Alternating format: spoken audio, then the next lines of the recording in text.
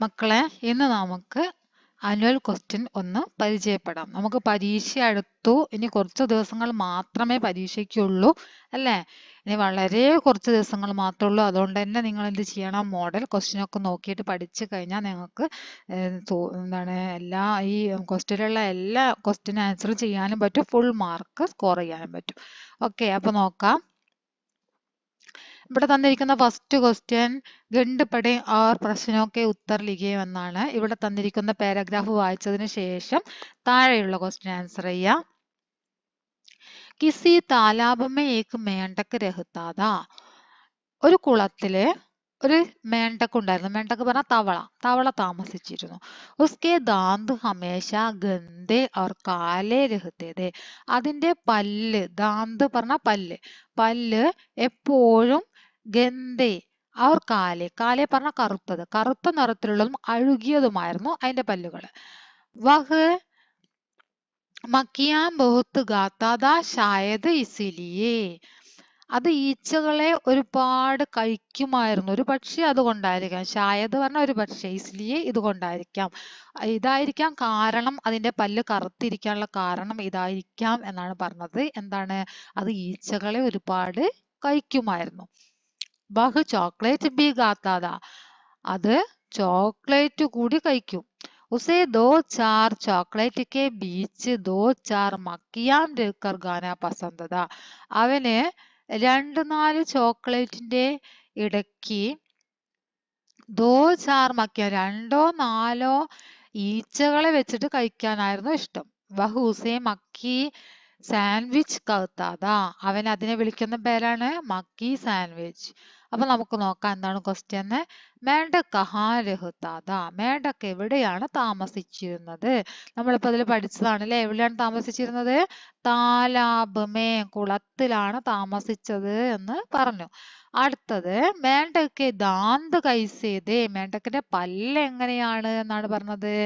ഗന്ധേ और പീലേ, ഗന്ധേ और നീലേ, ഗന്ധേ और സഫേദ്, ഗന്ധേ और കാലേ അല്ലേ? ഗന്ധേ और കാലേ എന്നാണ് നമ്മൾ പഠിച്ചത്. ഗന്ധേ और കാലേ അല്ലേ? അടുത്ത നോക്കാം. മേണ്ടക്കോ ക്യാ പസന്ത് ദാ, മേണ്ടക്കിന് എന്തായിരുന്നു ഇഷ്ടം? ബദക്ക് സാൻഡ്വിച്ച്, ചിക്കൻ സാൻഡ്വിച്ച്, മച്ചലി സാൻഡ്വിച്ച്, മക്കി സാൻഡ്വിച്ച്. എന്തായിരുന്നു? മക്കി സാൻഡ്വിച്ച്. അതിനെ വിളിക്കുന്ന പേര് മക്കി സാൻഡ്വിച്ച് ആണ്, നമ്മൾ പഠിച്ചില്ലേ അതിലെ, അതാ മക്കി സാൻഡ്വിച്ച്. അടുത്ത നോക്കാം. മേണ്ടക്ക് ചോക്ലേറ്റ് കെ ബീച്ച് ക്യാ രഹ്കർ ഗാത്താ താ, മേണ്ടക്ക് ചോക്ലേറ്റിന്റെ ഇടയ്ക്ക് വെച്ച് കഴിച്ചിരുന്ന സാധനം എന്തായിരുന്നു? എന്ത് വെച്ചിട്ടാണ് കഴിച്ചത് എന്നാണ് ചോദിച്ചത്. മക്കിയാം, മച്ചലിയാം, ചീംടിയാം, ചിടിയാം. ഏതാണ്? മക്കിയാം അല്ലെ, ഈച്ചകൾ വെച്ചിട്ടാണ് കഴിച്ചതെന്ന് പറഞ്ഞത്. അടുത്ത സഹി പ്രസ്താവ് ചുൻകർ ലിഖിയേം എന്നാണ്. ഇതിൽ ഒന്നാണ് ശരിയായിട്ടുള്ളത്. അതിനെന്ത് ചെയ്യണോ? അത് ഒന്ന് മാത്രമാണ് നിങ്ങൾ എഴുതേണ്ടത്. ഈ സഹി പ്രസ്താവ് ചുൻകർ ലിഖിയേം പറഞ്ഞിട്ട് ക്വസ്റ്റ്യൻ തരുമ്പോൾ നിങ്ങൾ ഇതിലുള്ള ഒന്ന് മാത്രമാണ് എഴുതേണ്ടത്. അറിയാത്തവർ ഇവിടെ മാർക്ക് നോക്കിയാൽ മതി. ഇതവിടെ 4 ഇവിടെ പുറത്ത് വന്നിട്ടുണ്ട്. ഈ 4 ഒന്നാണ് എഴുതേണ്ടത് എന്നാണ് അവിടെ നിങ്ങളോട് പറഞ്ഞത് കേട്ടോ. അപ്പൊ നോക്കുക. മേണ്ടക്ക് കരേല ഗാത്താത, മേണ്ടക്ക് കയ്പ കഴിക്കുമായിരുന്നു. അങ്ങനെ പറയണോ അതില്? ഇല്ല, തെറ്റാണ്.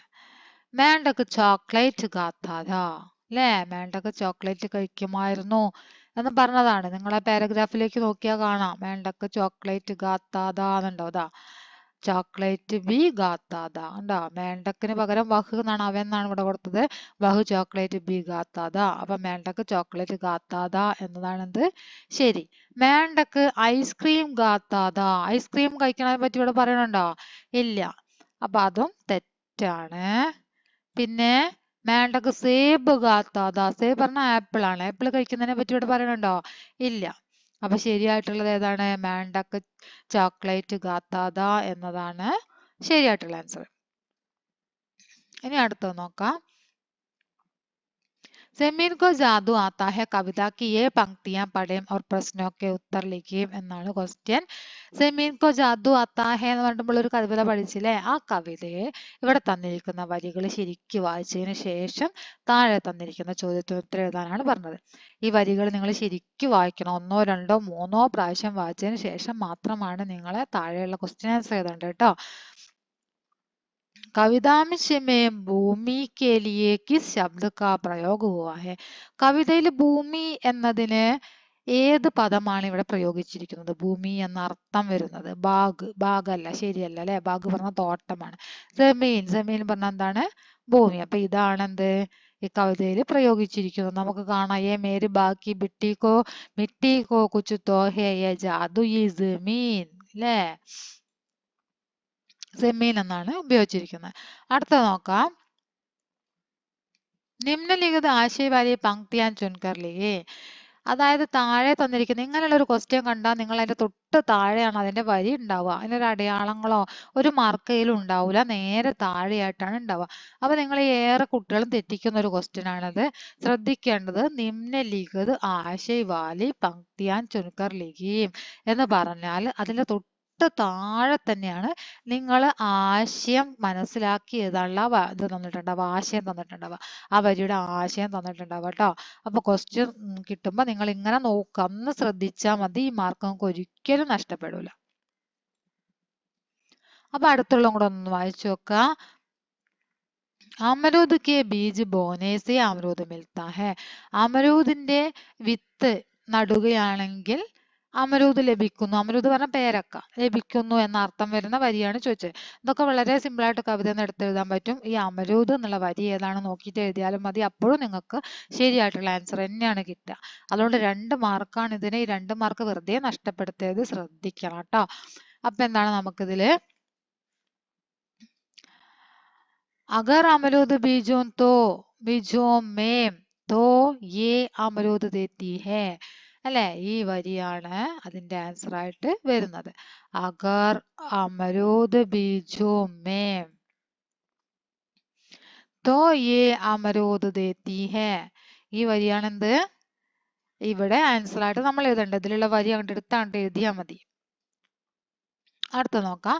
കവിതാക്ക് ആശയം ലിഖിയ എന്നാണ്. കവിതയുടെ ആശയം എഴുതാനാണ് പറഞ്ഞത്.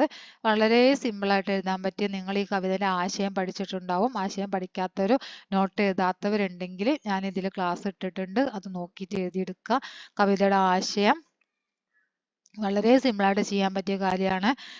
വളരെ ചെറിയ ഒരു പാരഗ്രാഫ് ആയിട്ടാണ് ഞങ്ങൾക്ക് അത് തന്നത്. കാരണം പഠിക്കാൻ എളുപ്പമായിക്കോട്ടെ എന്ന് വിചാരിച്ചിട്ടാണ് അത്രയും സിമ്പിൾ ആയിട്ട് തന്നത്. അത് പഠിച്ചു വെച്ചാൽ തന്നെ നിങ്ങൾക്ക് ഫുൾ മാർക്ക് കിട്ടും എന്നതിൽ യാതൊരു സംശയവും ഇല്ല കേട്ടോ. അപ്പൊ എഴുതിയെടുക്കാത്ത കുട്ടികൾ ആരെങ്കിലും ഉണ്ടെങ്കിൽ എഴുതിയെടുക്കുക. ഇനി സ്കൂളിൽ നിന്ന് എഴുതാത്തവരൊക്കെ ആയിട്ടുണ്ടാവുമല്ലോ, അങ്ങനെയുള്ളവര് ആ ക്ലാസ് നോക്കിയിട്ട് എഴുതിയെടുക്കുക. അത് നിർബന്ധമായിട്ടും പഠിക്കുക.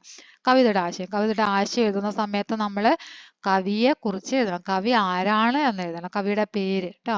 ജമീൻ ജാദു ആത്താ ഹെ എന്ന കവിത എഴുതിയത് ആരാണോ ആ കവിയുടെ പേര് നിങ്ങൾ എന്ത് ചെയ്യണം? പഠിച്ചു വെക്കണം. എന്നിട്ട് അത് നിങ്ങൾ എഴുതണം.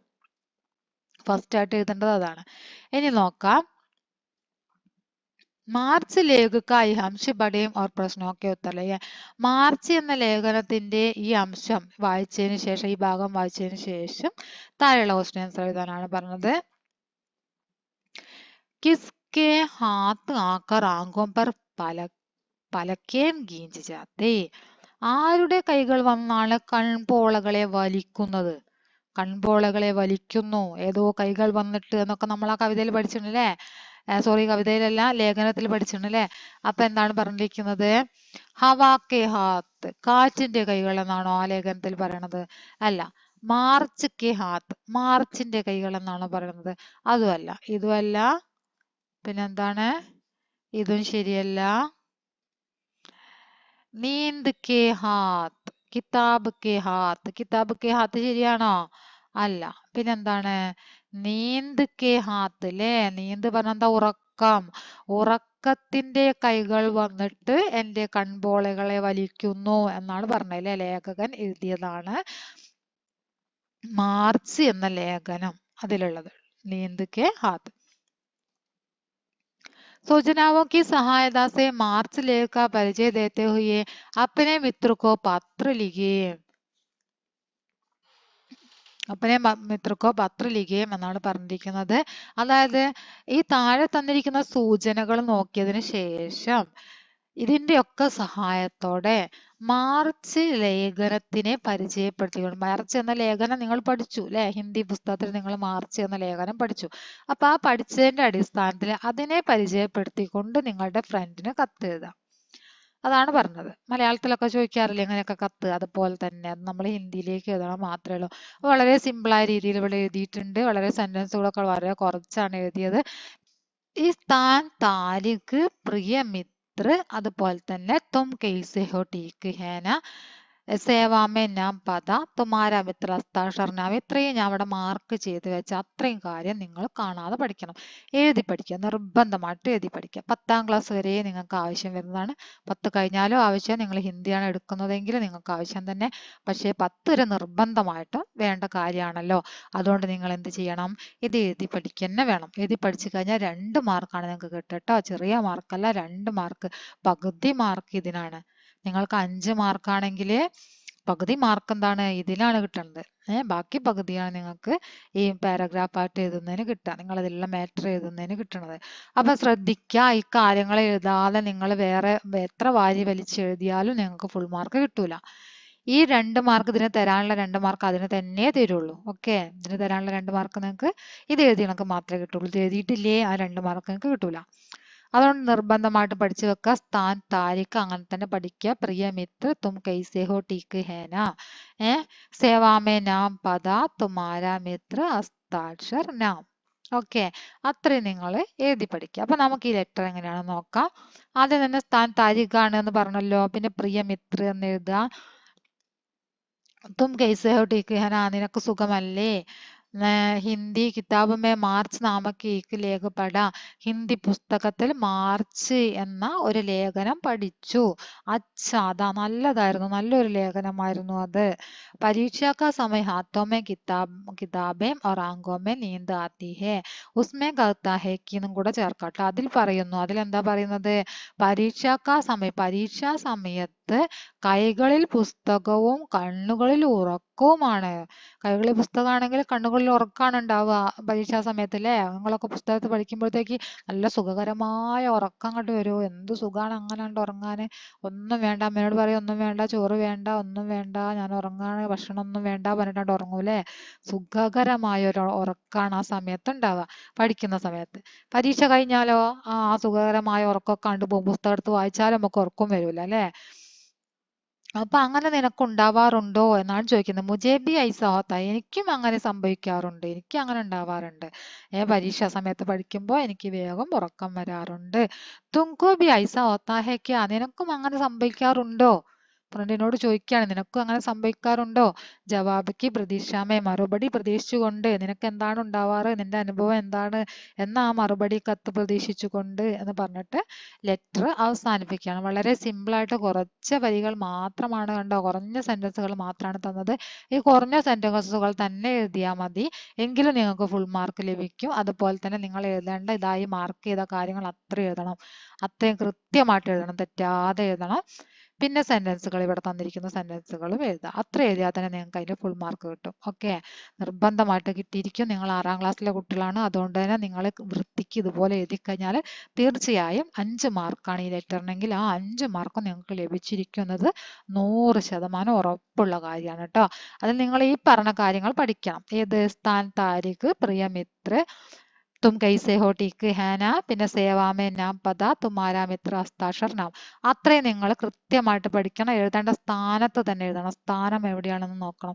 എഴുതിയിരിക്കുന്ന സ്ഥാനം കണ്ടോ, അതേ സ്ഥാനത്തിൽ ശ്രദ്ധിച്ചിട്ട് എഴുതണം അവിടെ. പിന്നെ ഇവിടെ താഴേക്ക് ഇങ്ങനെയാണ് വരിക, അതൊക്കെ ശ്രദ്ധിച്ച് സ്ഥാനം തെറ്റാതെ എഴുതുക. തീർച്ചയായും നിങ്ങൾക്ക് എന്തായിരിക്കും 5 മാർക്ക് നിങ്ങൾക്ക് കിട്ടിയിരിക്കും എന്നുള്ള കാര്യം ഉറപ്പാണ്. അപ്പൊ നമ്മൾ ലെറ്റർ നോക്കിക്കഴിഞ്ഞു. ഇനി അടുത്ത ക്വസ്റ്റ്യൻ എന്താണെന്ന് നോക്കാം. അടുത്ത ക്വസ്റ്റ്യൻ, സൂചനാ ഖണ്ഡ് പഠേ और प्रश्नों के उत्तर लिखिए. ഇവിടെ ഒരു സൂചനാ ഖണ്ഡ്, ഒരു പാരഗ്രാഫ് തന്നിട്ടുണ്ട്. അത് വായിച്ചിട്ട് എന്ത് ചെയ്യണം, ചോദ്യങ്ങൾക്ക് ഉത്തരം എഴുതാം. സബ്നെ മിൽക്കർ കിസ്കോ ബച്ചായ, അതിൽ പറയുന്നുണ്ട് ബന്ദർ, ബൈല്, ബക്കരി, ബില്ലി, സബ്നെ മിൽക്കർ ബാദൽ കോ ബച്ചായ അല്ലേ. പാനി ബറസ്നെ ലഗാ, സബ് നാച്നെ ലഗേ. അതിൽ ചോദിച്ചെന്താണ് സബിനെ മിൽക്കർ കിസ്കോ ബച്ചായ. അവിടെ ഉണ്ട് സബിനെ മിൽക്കർ ബാദൽ കോ ബച്ചായ. ആരെയാണ് രക്ഷിച്ചത്? ബാദലിലെ ബാദലിനെയാണ് രക്ഷപ്പെടുത്തിയത്. അപ്പൊ ഇവിടെ എന്താ ആൻസർ? ബാദൽ. पानी जीवन का आधार है ഈ ആശയ पर एक പോസ്റ്റർ തയ്യാറാക്കലേ. പോസ്റ്റർ വന്ന മക്കളെ 5 മാർക്ക് നിങ്ങൾക്ക് കിട്ടും എന്ന കാര്യം ഉറപ്പാണ്. കാരണം വളരെ സിമ്പിൾ ആയിട്ട് ചെയ്യാൻ പറ്റിയ കാര്യമാണ് പോസ്റ്റർ അല്ലേ. പോരാത്ത നിങ്ങൾക്ക് എഴുതാനുള്ള സെന്റൻസ് ഇവിടെ തന്നിട്ടുണ്ട്. പോസ്റ്റർ വാചനം എന്താ ഇവിടെ തന്നിട്ടുണ്ട്. പാനി ജീവൻ കാ ആധാർ ഹേ എന്ന് ഇവിടെ തന്നിട്ടുണ്ട്. കണ്ടാ? അപ്പൊ ഈ പാനി ജീവനക്ക് ആധാർ ഹേ എന്നുള്ള തന്നെ ഞങ്ങൾ എഴുതുക. ഒരു ബോക്സ് വരയ്ക്കുക. പാനി ജീവനക്ക് ആധാർ ഹേ എന്ന് എഴുതുക. പിക്ചറും വരയ്ക്കുക. കഴിഞ്ഞു നിങ്ങളെ പോസ്റ്റർ. കുറച്ച് വലുതായിട്ട് നിങ്ങളുടെ ആൻസർ ഷീറ്റിന്റെ പകുതിയിലേറെ ഭാഗം എടുത്തിട്ട് വലുതാക്കി ചെയ്യുക. ചെറിയ കുഞ്ഞി പെട്ടികളായിട്ടൊന്നും വരയ്ക്കരുത്. ചെറിയ കുഞ്ഞി പെട്ടികളായിട്ട് വരച്ചു കഴിഞ്ഞാൽ നമുക്ക് മാർക്ക് കുറയും. നിങ്ങളുടെ ആൻസർ ഷീറ്റിന്റെ ഏകദേശം പകുതിയിലേറെ ഭാഗം എടുക്കുക. പകുതിയിലേറെ ഭാഗത്ത് നിങ്ങൾ വലിയൊരു ബോക്സ് ആദ്യം തന്നെ വരയ്ക്കുക. എന്നിട്ട് അതിൽ വലുതാക്കി പാനി ജീവൻ കാ ആധാർ ഹേ എന്ന് എഴുതുക. പിക്ചറും വരയ്ക്കുക. ഓക്കെ. സിമ്പിളായിട്ട് മാർക്ക് 5 മാർക്ക് വാങ്ങാൻ പറ്റിയ ക്വസ്റ്റ്യൻ ആണത്. പോസ്റ്ററൊക്കെ വന്നാൽ ആ മാർക്ക് കിട്ടി എന്നുള്ള കാര്യം ഉറപ്പായി. ഇനി അടുത്തത് നോക്കാം. ചിത്ര ദേഖേ ഓർ ഉചിത് ശബ്ദ ചുൻകർ വർഗ പഹേലി ബുജായെ. വർഗ പഹേലി ഉണ്ടാക്കാനാണ് പറഞ്ഞിരിക്കുന്നത്. ഇവിടെ നിങ്ങൾക്ക് ഇതാ പിക്ചർ തന്നിട്ടുണ്ട്. ഈ പിക്ചറിന്റെ ഒക്കെ പേരെന്താണെന്ന് ഇവിടെ തന്നിട്ടുണ്ട് അല്ലേ. നീമ്പു. നീമ്പു പറഞ്ഞ എന്താ? ചെറുനാരങ്ങയാണ് നീമ്പു. നീമ്പു പറഞ്ഞ എന്താണ്?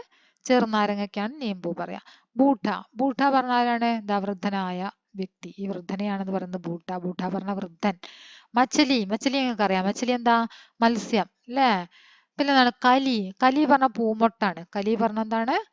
പൂമൊട്ട്. കലി പൂമൊട്ടാണ്. പിന്നെ അമരൂദ്. അമരൂദ് പറഞ്ഞാൽ എന്താ? പേരക്കയാണ്. പേരക്ക. അപ്പൊ നോക്കാം നമുക്ക് ഇതില് ആദ്യം തന്നെ നാലാമത്താണ് ഇവിടെ തന്നിരിക്കുന്നത് അല്ലേ. താഴോട്ട് എഴുതണം എന്നാണ് പറഞ്ഞത്. താഴോട്ടേക്ക് ചിഹ്നം തന്നിട്ടുണ്ടോ? അപ്പൊ താഴോട്ടേക്ക് നാലാമത്തെ കള്ളിയിൽ താഴോട്ടേക്കാണ് എന്ത് എഴുതേണ്ടത്? ബൂട്ട എന്ന് എഴുതേണ്ടത്. അപ്പൊ നമ്മള് നാലാമത്തെ കള്ളി എടുത്തു. ഇവിടെ 4 നമ്പർ എഴുതിയ കള്ളി എടുത്തു. അതിൽ ബൂന്ന് എഴുതി. കണ്ട? ബൂട്ട എന്നുള്ളതിന്റെ ബൂന്ന് ഒരു കള്ളിയിൽ എഴുതി. ഠ നടത്തയിലേക്ക് എഴുതി. ബൂട്ട. ഇനി അടുത്തത് രണ്ടാമത്തെ ബോക്സ് ആണ്. നമുക്ക് ഇവിടെ തന്ന പിക്ചറിനനുസരിച്ച് എഴുതാം അല്ലെ. പിന്നെ മച്ചലിയാണ് തന്നത്. അത് രണ്ടാമത്തേലാണ് എഴുതേണ്ടത്. താഴോട്ടേക്ക് തന്നെയാണ് എഴുതേണ്ടത്. മച്ചലി. മാച്ചലി. താഴോട്ടേക്ക് എഴുതേണ്ടത്. ഇവിടെ മാർക്ക് ഉണ്ട്. എങ്ങനത്തെ എഴുതേണ്ടത് എന്നുള്ള മാർക്ക് ചെയ്തിട്ടുണ്ട്. താഴോട്ടേക്ക് നമ്മൾ എഴുതി മച്ചലി എന്ന് എഴുതി. ഇനി അടുത്തത് അത് രണ്ടും കഴിഞ്ഞു. ഇനി അടുത്ത ഒന്ന് അമരൂദാണ് അല്ലെ. അമരൂദ് എങ്ങനെ എഴുതിയത്? നേരെയാണ്. നേരെ നേരെ വലത്തോട്ടേക്ക് ഇങ്ങനെയാണ് എഴുതിയത്. നേരെ. അപ്പൊ അമരൂദ് ഒന്നാമത്തേല് അമരൂദ് എഴുതുമ്പോൾ നമ്മൾ നേരത്തെ ഇവിടെ മച്ചിലി എഴുതിയണല്ലോ. അപ്പൊ ആ മാ നമുക്ക് എഴുതേണ്ട ആവശ്യം വരുന്നില്ല. അതെങ്ങനെയാണ് കാണിക്കാൻ വേണ്ടി രണ്ടെണ്ണം ഞാൻ എഴുതാതെ വെച്ചത്. നിങ്ങൾ കാണേ തന്നെ എഴുതാലോ എന്ന് കരുതിയിട്ട്. അപ്പൊ അമരൂദ് നോക്ക്. അമരൂദ്. ആ മാ ഇവിടെ ഉണ്ടായിരുന്നു. മച്ചിലിന്റെ മാല നമ്മൾ ആദ്യം എഴുതി. പിന്നെ മാ ഇവിടെ ഉണ്ട്. പിന്നെ ബാക്കിയാണ് നമ്മൾക്ക് എഴുതേണ്ടത്. അതുപോലെ തന്നെ ഈ അഞ്ചാമത്തത് നോക്കാം. അഞ്ചാമത്തത് എന്താണ്? അഞ്ചാമത്തെ കോളത്തിൽ എഴുതേണ്ടത് ഇതാണല്ലേ 5. അഞ്ചാമത്തെ കോളത്തിൽ കലിയാണ് അല്ലെ. കലി. അത് പൂമൊട്ട്. കലി. കലി. അപ്പൊ നമ്മൾക്ക് ഇവിടെ കലി എന്നുള്ള ലീ ഇവിടെ ഉണ്ട് അല്ലെ. മച്ചലി എന്ന് എഴുതിയപ്പോ ലീ കിട്ടീന്. അപ്പൊ ഇനി നമ്മൾ ഇവിടെ എന്താ എഴുതേണ്ടത്? കാന്ന് മാത്രം എഴുതി കൊടുത്താൽ മതി. കാന്ന് മാത്രം എഴുതി കൊടുക്കുക. ഉണ്ടാ? കാന്ന് മാത്രം എഴുതി കൊടുക്കുക.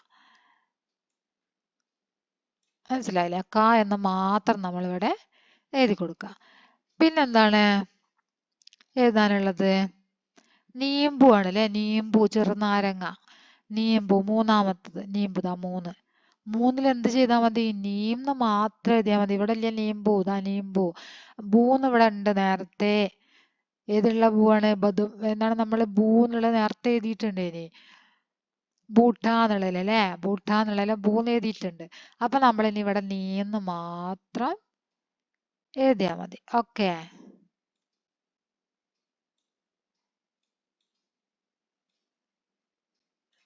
നീന്ന് മാത്രം എഴുതിയാൽ മതി. നീമ്പു. അപ്പൊ എല്ലതുമായി. കണ്ടോ? ഒക്കെ കറക്റ്റ് ആയിട്ട് കിട്ടിയിട്ടുണ്ട്. എങ്ങനെയാണ് നമ്മൾ എന്ത് ചെയ്യേണ്ടത്? വർഗ പഹേലി ഉണ്ടാക്കേണ്ടത്. അപ്പൊ പിക്ചർ തന്നാല് അതിന്റെ പേരൊക്കെ വേറെ സൈഡിലാണ് തരിക.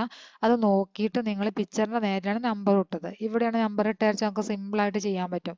ഈ എഴുതിയലാണെങ്കിൽ പിക്ചറിൽ നമ്പർ ഇട്ടുകൊണ്ട് ഇതിന്റെയൊക്കെ പേര് നിങ്ങൾക്ക് അറിഞ്ഞിരിക്കണം, അല്ലെങ്കിൽ നിങ്ങൾക്ക് തെറ്റിപ്പോവും. ഓക്കെ, അപ്പൊ ഇതൊക്കെ ഒന്ന് പഠിച്ചു വെക്കുക. അറിയാത്തവരുണ്ടെങ്കിൽ ബൂട്ട, അതുപോലെ തന്നെ മച്ചലി, അമരൂദ്, നീമ്പു, കലി എന്നൊക്കെ പറഞ്ഞാൽ എന്താണ് എന്നുള്ളത് പഠിച്ചു വെക്കാം. ഓക്കെ, ഇനി അടുത്ത് നോക്കാം. കവിതാംശ് പഠേ और प्रश्नों के उत्तर लिखें. ഈ കവിത വായിച്ചിട്ട് എന്ത് ചെയ്യുക? താഴെയുള്ള ക്വസ്റ്റ്യൻ ആൻസർ എഴുതാനാണ് പറഞ്ഞത് കേട്ടോ. केरल के केले, केरल का पानी, केरल की नावें लंबी पुरानी, केरल के हाथी, केरल के चावल, केरल की नदियां, केरल के बादल. കവിത കിസ് ജഗഹ് കെ ബാരെ മേ ഹെ. കവിത ഏത് സ്ഥലത്തിനെ കുറിച്ചാണ് കവിതയിൽ പറയുന്നത്? കേരൾ. അത് നമുക്ക് അറിയാലേ, അതന്നെ പറയുള്ളൂ. അപ്പൊ കേരൾ. അപ്പൊ അതിന്റെ ആൻസർ എന്താണ്? കേരൾ. കവിതാക്ക് ലിയേക്ക് ശീർഷക് ദേ. കവിതയ്ക്ക് ഒരു ശീർഷകം നൽകാൻ. ശീർഷകം വേണമെങ്കിൽ നിങ്ങൾക്ക് എന്ത് കൊടുക്കാം? കേരൾ എന്ന് കൊടുക്കുക, അല്ലെങ്കിൽ കേരളക്ക് നദിയാം എന്ന് കൊടുക്കുക, എന്തെങ്കിലും കൊടുക്കുക ഇതിലുള്ള കേട്ടോ. കേരൾ കെ ചാവൽ, കേരൾ കി ഹാത്തി, കേരൾ കെ ഹാത്തി, അല്ലെങ്കിൽ ഹാത്തി മാത്രം കൊടുക്കുക. ഇത് നിങ്ങൾക്ക് ഏകദേശം ഇതിന് യോജിക്കുന്ന രീതിയിലുള്ള ഒരു തലക്കെട്ട് ഇതൊന്നും എടുത്തിട്ട് കൊടുക്കുക. പിന്നെ സഹി മിലാനാണ് പറഞ്ഞിരിക്കുന്നത്. കേരൾക്ക, കേരളക്ക്, കേരളക്കി. അപ്പൊ ഇതിൽ നോക്കുക, കേരൾക്ക എന്നുള്ളിടത്തു നിന്നാണ് കേരൾക്ക പാനി. അപ്പൊ എന്താ? കേരൾക്ക എഴുതിയിട്ട് അതിന് നേരെ നിങ്ങൾ എന്താ എഴുതേണ്ടത്? പാനി എന്നാണ് എഴുതേണ്ടത്. കേരൾക്ക പാനി.